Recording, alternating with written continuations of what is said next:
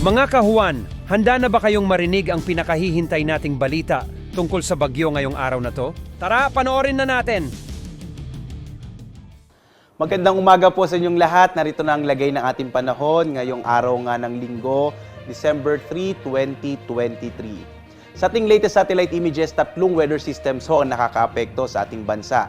Nariyan yung amihan o yung northeast monsoon na siya magdadala ng mga mahihinang pag-ulan, partikular na dito sa may Batanes at Babuyan Islands, habang ang shear line, ito yung banggaan ho ng malamig na hangin amihan at mainit na easterlies ang nakakaapekto naman sa silangang bahagi ng Northern Luzon.